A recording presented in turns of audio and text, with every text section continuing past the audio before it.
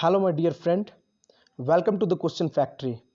In this video we will going to discuss how to crack all the 10 questions of polity in BPSC 67th exam. So without any further discussion let's start. So friend, आपको पता होगा कि BPSC की परीक्षा में जो history, science और current affair का वेटेज अच्छा खासा होता है और उसके साथ बिहार का जो स्पेशल है वो भी बहुत ही ज़्यादा इम्पोर्टेंट है। ये चारों एरिया को कवर करने के बाद आपको एक अच्छा खासा मार्क्स प्राप्त हो जाता है।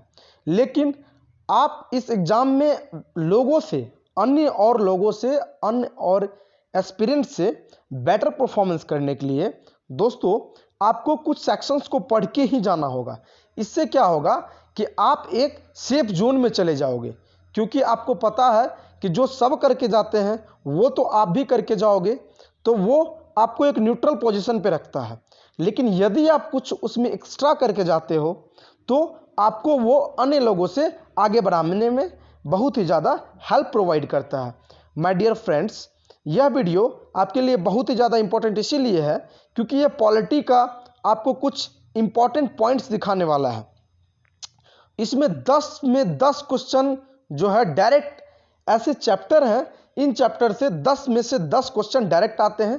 यदि पॉलिटी का वेटेज बढ़ भी जाता है इस साल बीपीएससी 67th परीक्षा में, बीपीएससी 67th में यदि इस साल पॉलिटी का वेटेज यदि बढ़ भी जाता है बिना किसी सोचने वजह से, तो आपको उसमें हराने की बात होने वाली भी नहीं होगी। क्योंकि यदि आप ये सब स्पेसिफिक चैप्टर यदि करके जाएंगे, जैसे कि इलेक्शन आपको बहुत इंपॉर्टेंट चैप्टर है, यह आपको अच्छे से देख लेना है क्योंकि हाल में बिहार में इलेक्शन हुआ है और पंचायती राज का भी इलेक्शन हुआ है। तो कम से कम 1 या 2 प्रश्न यहाँ से आने की बिल्कुल संभावना है इस साल बीपीएससी 67th में। ठीक है, पंचायती राज हर साल की भांति इस साल भी पंचायती राज सिस्टम से क्वेश्चन आने की संभावना है कि पंचायत का इलेक्शन कहाँ होता है, आर्टिकल पंचायत का जो कोई इलेक्शन का आर्टिकल है वो पंचायती राज में वो कौन सा आर्टिकल है, या पंचायती राज को कंडक्ट कराने का जो इलेक्शन है, पंचायत में जो इलेक्शन होता है उसको कंडक्ट कराने का अथॉरिटी कौन है। इन सब चीज़ों से रिलेटेड आप बिल्कुल भी ना छोड़ें क्योंकि 1 से 2 प्रश्न यहाँ भी एक्सपेक्ट किया जा सकता है। गवर्नर, तो आपको तो यह बात जानना ही चाहिए कि गवर्नर जो है राज्य में काम करता है, तो राज्य में काम करने वाले व्यक्ति के लिए तो पीसीएस के एग्जाम में इंपॉर्टेंट हो जाता है। तो गवर्नर से 1 या 2 प्रश्न आने की संभावना यहाँ से भी हो जाती है, जैसे गवर्नर को कौन ओथ दिलाता है, या गवर्नर का कौन से आर्टिकल में वर्णन किया गया है, या गवर्नर को 2 या 2 से अधिक स्टेट के लिए अपॉइंट किया जा सकता है या फिर कॉन्सेप्चुअल बेस्ड क्वेश्चन, जैसे कि क्या गवर्नर जो है उस स्टेट में गवर्नर हो सकता है जिस स्टेट से उनका बर्थ है। तो इन सब चीज़ों से रिलेटेड जो कॉन्सेप्चुअल बेस्ड है इसको आप देख लें। यानी ये सब कुछ स्पेसिफिक चैप्टर है जो आप एम लक्ष्मीकांत की किताब से जाकर के एक बार पढ़ लें। यदि आप नहीं भी इन चैप्टर को एम लक्ष्मीकांत से पढ़े हो तो आप लूसेंट में स्पेसिफिक इन चैप्टर को अच्छे से देख लें। और देख लीजिए पार्लियामेंट से तो हर साल क्वेश्चन आता है दोस्तों, तो आप इसको बिल्कुल भी इग्नोर ना करें। 1 या 2 क्वेश्चन आप यहाँ से भी एक्सपेक्ट कर सकते हैं। प्रेसिडेंट का भी जो चैप्टर है, इसका जो इंपॉर्टेंट आर्टिकल है इसको भी आप भूल के भी ना छोड़े। यहाँ से भी 2 या 2 से अधिक 3 क्वेश्चन तक आ सकता है, जैसे कि राष्ट्रपति को कौन सा वीटो किस चीज़ के लिए उपयोग किया जाता है, या राष्ट्रपति को शपथ कौन दिलाता है, या राष्ट्रपति के एब्सेंट होने पे जो कार्य है कौन संभालता है, क्या राष्ट्रपति किसी लॉ में इंटरफेयर कर सकता है या नहीं, सुप्रीम कोर्ट के प्रति राष्ट्रपति का क्या जवाबदेही है। इन सब चीज़ों से रिलेटेड आपको प्रेसिडेंट चैप्टर में दिया हुआ है दोस्तों। प्रेसिडेंट को भी आप थोरोली एक बार कम से कम कर लें। ये एक दिन भी आप एक चैप्टर पे काम करते हैं तो आपको हो जाएगा, लेकिन यह नहीं कि एक बार कर ले हो गया।